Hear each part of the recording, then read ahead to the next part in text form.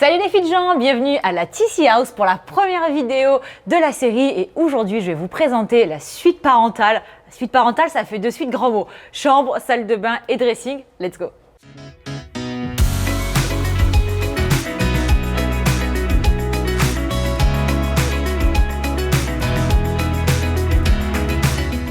Bienvenue donc dans notre chambre, elle nous a donné du fil à retordre celle-là. Donc vraiment pour cet espace j'avais envie d'avoir une décoration qui soit fraîche, légèrement un petit peu maritime on va dire avec des teintes bleutées et surtout voilà, une pièce dans laquelle on se sente bien avec un petit côté épuré parce que c'est vrai que j'aime bien me sentir un petit peu en vacances à la TC House. Je vous cache pas que ça fait un moment qu'on n'en a pas pris et du coup voilà, voyager un petit peu aussi au travers des pièces c'était un objectif lorsqu'on a commencé la décoration. Du coup dans cette pièce, on a refait pas mal de choses. Déjà, à commencer par le mur. Donc, on a fait un mur à la chaux. Il y avait initialement, je ne sais pas si vous vous souvenez, un mur intégralement béton qu'on a fait recouvrir. On est parti sur une teinte qui est du coup beaucoup plus claire, beaucoup plus fraîche et qui va venir subtilement décorer la pièce. Pour le lit, on a voulu, enfin j'ai voulu surtout, je dis on a par courtoisie, mais je vous dis la vérité, c'est Tata Sissi qui a décidé de tout. Tini n'a pas eu, c'est vrai, son mot à dire, mais ça l'arrangeait bien aussi. J'ai voulu du coup vraiment une tête de lit qui soit imposante, qui décore par elle-même toute seule la pièce et c'est vraiment ce qu'on a réussi à retrouver dans cette tête de lit qui vient de chez Tikamoon. Donc c'est une tête de lit en bois massif. Par contre, si je peux vous donner un petit tips, faites attention aux dimensions. Nous, pour la petite astuce, on avait vraiment mesuré toute la largeur. Donc, on avait calculé que tout rentre avec les chevets. Mais on n'avait pas mesuré la hauteur. Et il s'avère que la photo était trompeuse. Le lit n'était pas sur pied. C'était un matelas posé au sol. Et on s'est retrouvé avec une tête de lit qui arrivait là. Donc, ce qu'on a dû faire, c'est faire appel à un artisan qui nous a fabriqué des supports pour les pieds. Et on a du coup rehaussé la tête de lit pour qu'on puisse la voir davantage. On a mis deux chevets noirs, on a vraiment joué entre le bois, le clair et les teintes plus foncées telles que le noir ou le gris anthracite. Ils viennent de chez Westwing, je les trouve vraiment très cute. Bon, faut pas être trop regardant sous la poussière ou alors faut passer son chiffon tous les jours, ça c'est vous qui voyez. Et on a décidé de mettre du coup petites lampes de chevet puisque alors Tini ne lit pas beaucoup, moi un petit peu plus. Et c'est vrai que le soir, quand on se couche, j'aime bien lire mes 2-3 pages avant de m'endormir. Donc voilà, c'était important pour nous d'avoir des chevets qui puissent être utilisés pour pouvoir lire. Alors ça, les filles, je sais que c'est vraiment le meuble qui va vous intéresser et j'ai plein d'astuces pour vous aussi. La coiffeuse. Donc c'est vrai que c'est une coiffeuse qu'on a, qui nous a demandé du travail avec Lucie, que vous connaissez déjà, notre archi. On voulait vraiment quelque chose de confortable. Moi, c'est vrai que je suis pas forcément la fille qui se maquille le plus, mais avec tous les shootings, les tournages, j'ai vraiment besoin d'un espace confortable. Je n'en avais jamais eu jusqu'à présent. Je me maquillais par terre dans le salon pour tout vous dire. Et là, on l'a fabriqué vraiment nous-mêmes. Qu'est-ce qu'on a fait ? Ce plateau, en fait, tout simplement, nous sommes allés chez un marbrier et c'est une chute.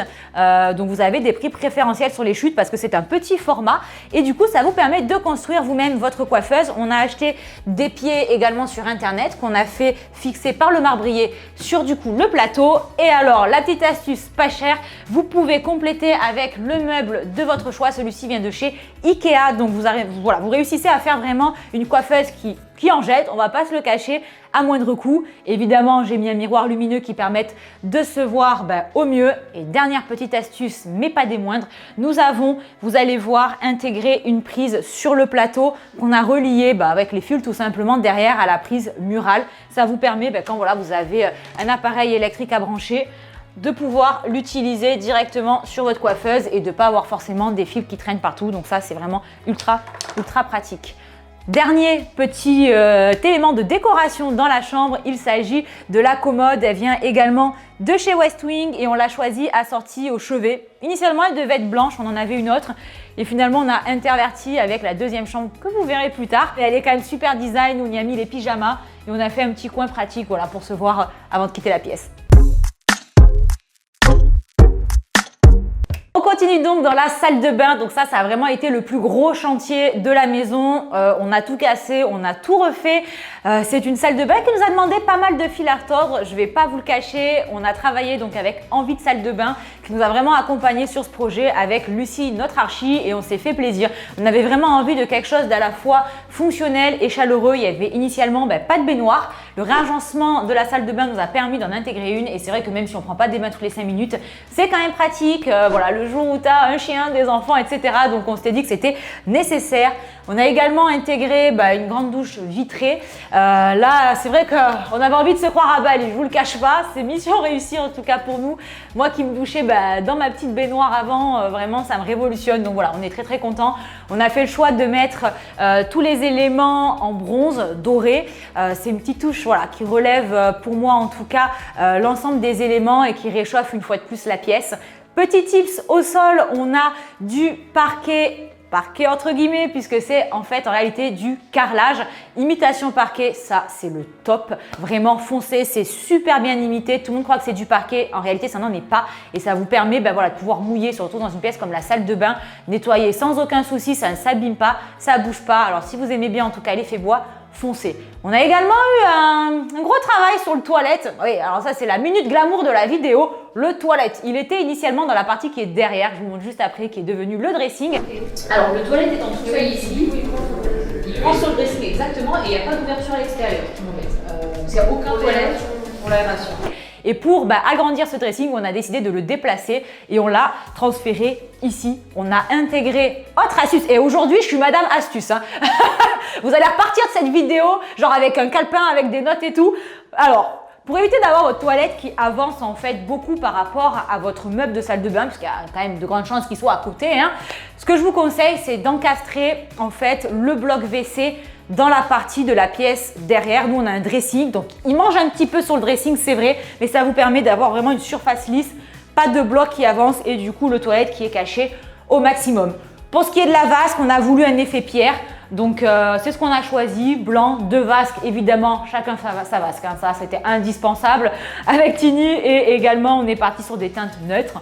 On a relevé le tout avec les serviettes éponges, on a mis un petit peu de bleu, ça donne vraiment la petite touche de couleur et puis l'avantage c'est que si un jour on s'en lasse, on peut changer.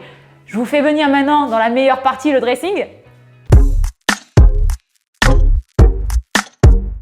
On se retrouve dans cette pièce qui est l'une de mes préférées de la maison, c'est donc le dressing. Là, il y a eu pas mal de changements aussi, comme je vous le disais, il y avait le toilette qui était initialement ici et un mur qui coupait cette pièce, alors pas grande mais quand même pas non plus, elle n'est pas gigantesque, en deux. Donc là on s'est dit qu'est-ce qu'on va faire de ce dressing avec un mur au milieu, c'est quand même bizarre.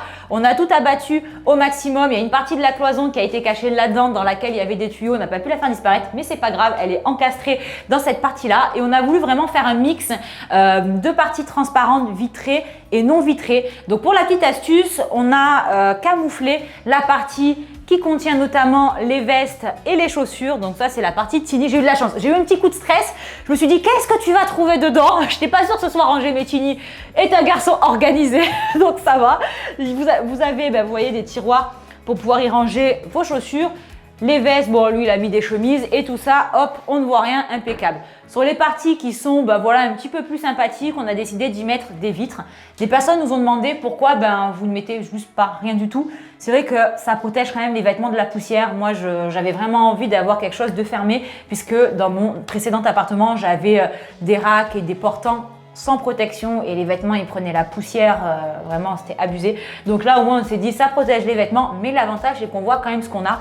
Petite cerise sur le gâteau, ça s'allume, ça permet d'y voir un petit peu mieux, tu vois, quand tu vieillis, que tu n'es plus trop sûr de la couleur, là au moins tu peux bien choisir tes vêtements. Bon, Tini a beaucoup de gris, mais voilà, c'est pratique.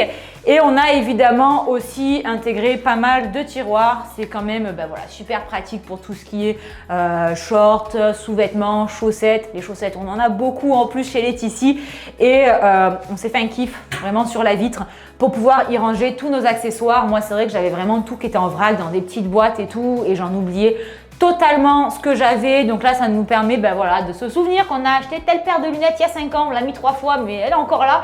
Donc voilà, ça c'est assez pratique. Et on s'est fait plaisir avec cette petite niche. Bon, elle n'est pas encore très remplie, mais c'est normal, ça fait que quelques semaines qu'on habite dans la maison. Et on a mis cette partie bois un petit peu cossue, épaisse, pour réchauffer un petit peu le tout.